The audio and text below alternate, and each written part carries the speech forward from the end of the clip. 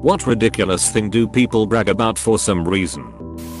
I've noticed in mom groups the women like to flex by saying how long their baby or kid hasn't been without them. For example, my kid is 7 and I've never spent a night without her. Story time. Years ago when I was in early teens.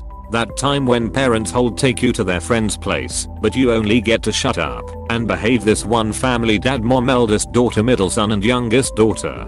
Youngest is about 10, 12ish. Started humble brag about what dedicated parents they are. When youngest daughter was born. Insta connection with dad. Everyday sleep with dad. Get this. Head on her father's belly, body perpendicular to him. So those two takes up the entire master bedroom's bed. Mom had to sleep in guest room for 10 years. Yes, all the way until I visited with my parents. I couldn't control myself. But why? I said incredulously. Got pity starred by that mom and she goes, you really did not have a loving father, did you?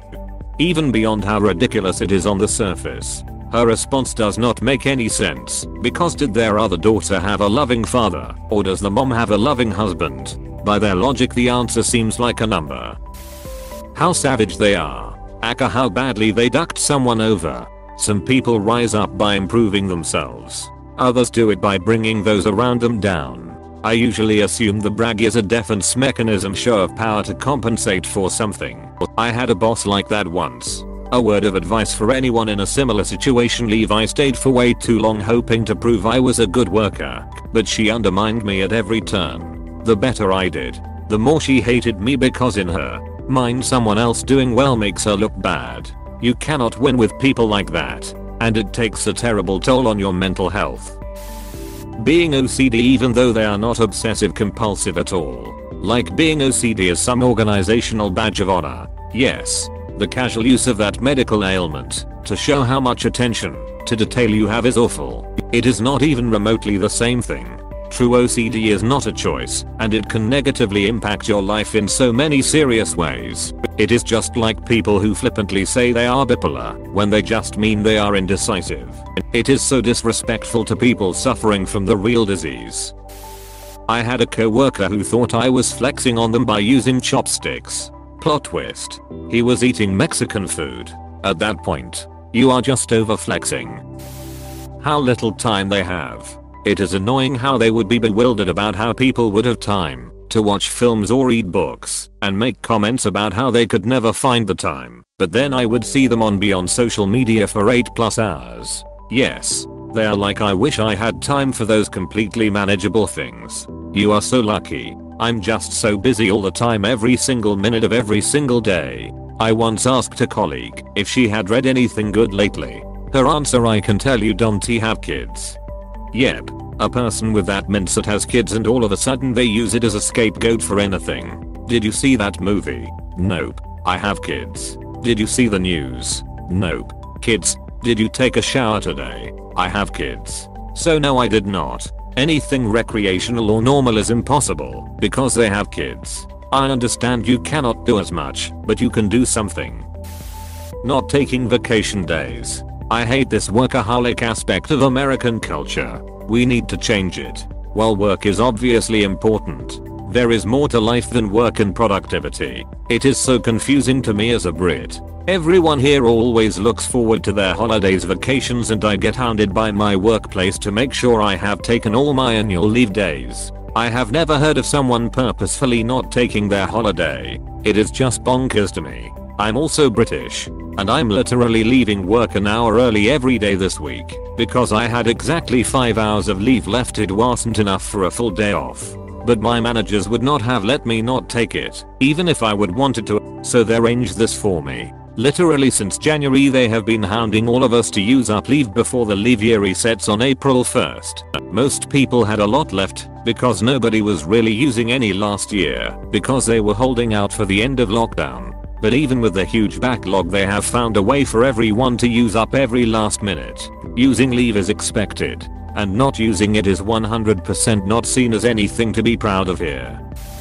It always boggles my mind how kids of rich parents flex their money, like you did not do anything. 6 figures, I was only 4. If you are happy, and you know it, clap your hands. Being a responsible parent. Bitch. That's the minimum standard. I take care of my kids. You are supposed to, you dumb mother ducker. Chris Rock. What you want? A cookie. As a matter of fact, I do want a cookie. People who brag about the amount of weed they can smoke and or how much alcohol they can drink. I brag about how drunk I can get on a small amount of alcohol. Being a lightweight is financially responsible. I envy people who don't need to drink much to get drunk, cries an alcoholic. How many kids they have. When I was a waitress we had a cook who crowed about how he had 12 kids by multiple women. That's not something to be proud of. My dude. You are a deadbeat dad 12 times over. That's just bragging about debt from child support and being a deadbeat who cannot wrap his dick. Here to check if I'm being too annoying about anything. Everyone hates everyone. That's my theory. Can confirm. Source me. I hate everyone equally. Pre-pandemic. How sick you are yet you still made it into work because you are that much more hardcore than the wimps who stay home for any little sniffle. One time this one guy made it into work an hour after being under anesthesia for a colonoscopy. This same guy also came in with a terrible flu and fever that he would go throw up in the bathroom every hour and refuse to go home. They think they are so awesome. Yet all they are doing is screwing over the entire office by getting half the employees sick and the other half left to pick up the slack and work double time. Duck those type of people. Thank goodness that stuff does not fly these days. Me and a lot of my friends are convinced that COVID made its way through my school's sophomore and junior class because literally everyone in those grades last February-March got violently ill for a while. We all thought it was just like a super contagious flu, but in hindsight it is a possibility that it was the virus. Whether it was covered or not, it was because some asshole came to school knowing that they were sick as a dog and made everyone else suffer for weeks. I hope that if people are going to continue coming in sick after the pandemic is over, that they can at least be considerate to wear a mask. I know I will. Are you talking high school? Is it possible that it was not so much your classmates as their parents making them go to school? Some parents are so focused on perfect attendance or not having their kids miss school and class they have the whole well, unless you are dying you are going to school attitude. How they don't read. Who's bragging about this and why would they think this is a positive attribute? There was a common attitude among my classmates that reading is for losers and nerds only. I still meet adults who say crap like LOL I never read a book. If it is that good, they will make a movie about it anyway. Because no movie based on a great book has ever sucked. Damn. I wish they would make a movie based on Aragon, it will be awesome. Professors bragging about how many students fail their class. They use it to terrorize students and wear it as though it is a badge of honor. It is unbelievable how full they are of themselves that not once did they ever pause and ponder if the failing rate was due to their lacking. Well, just like that one viral post said, I guess congratulations to you madam sir, you suck at your job. Additionally it irks me when some professors think of themselves highly because they have all these degrees and got off from a great university and so on, to the point that they are completely dismissive and unreasonably mean. Like, come on. You are not even that competent. You cannot teach to save a life, let alone actually educate us. And yet you have the nerve to be totally inconsiderate and boastful. Edit I have read responses saying that some professors use this as a motivation or encouragement to students. As odd as it may be, it happens. I know I have experienced it too. So I agree with that. Probably do not just write them off immediately. Plus, this exempts professors who teach filter classes. Forgot to clear that part out. In this post I was more of pertaining to professors Gen Ed or non-filtering class who brag about failing rates with the main purpose to demoralize them. Those who are just outright but and do not even care if a student learns a thing or two. But more importantly, I want to add a huge thank you to those professors who continuously strive for the better of students. I know this is a challenging time for you, just as it is for us. We want you to know that we appreciate all your considerations and understanding, your efforts and adjustments. Professors that are super strict yet considerate and highly effective are truly a gem. Edit part 2. Stop gatekeeping education. There is a difference between being strict to maintain academic excellence and being just an absolute. But Do not be in but. Read a comment here saying a lot of students do not belong in college. Who are you to keep them off from receiving higher education? That's just problematic. It just goes to show how much work is left to be done in improving the educational system. I had a professor take a year off to write his own curriculum. He apparently did not test it. 20% withdrew. Half that remained were failing. Nobody had an A. No one could understand his expectations. Quiz questions were like, if he circled the head and top hat of a stick figure and all he wrote was identify. Do you want head, hat, top hat? Are we supposed to know that's Fred? I told him this, and he was like, oh yeah. Name a bad question. You used an overhead shot with zero depth perception of an exotic flower with sepals the same odd shape and color as the petals. I knew in advance you would have sepal as the gotcha question. And I still got it wrong. If you would used any other photo, angle, or species, if you would used a side view diagram, it would have been fine. He got real quiet. Only 1 out of 43 students got that right. The one student who got it right was in lab listening to us. Apparently he would ask specifically about that photo in the text because it was so hard to tell what was in it. He then wanted me to go to his office with him and tell him every question that was bad.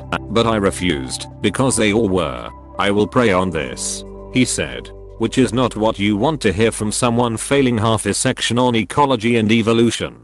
That professor still made a PowerPoint presentation saying of our failing grades trend may be destiny and insisting that we needed to study more, but the scatter plot he added of our lab study times showed no such pattern. You were just as likely to fail if you spent 4 hours in lab or 20. A couple weeks later, he panicked suddenly as we were going over fungal reproductive cycles. He was suddenly possessed of a thought as we went over an illustration that showed mushrooms in a circle like ours on a clock. He gravely warned us that mushrooms do not actually rotate in place to reproduce. That's how stupid he thought we were. The normally green colored part of the flower that covers petals when they are not in bloom. Since everyone knows stem and petal, etc.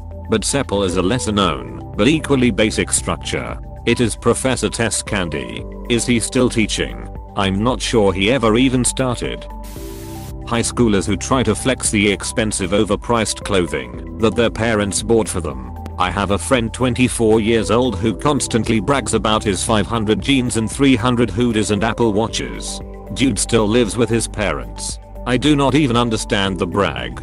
Like, congrats. You wasted a ton of money on some clothes. Just makes the person sound stupid to me. He sounds very stupid when he forces the phrase Apple Watch into sentences. Straight up says shit like let me check the time on my Apple Watch, and every time I want to scream.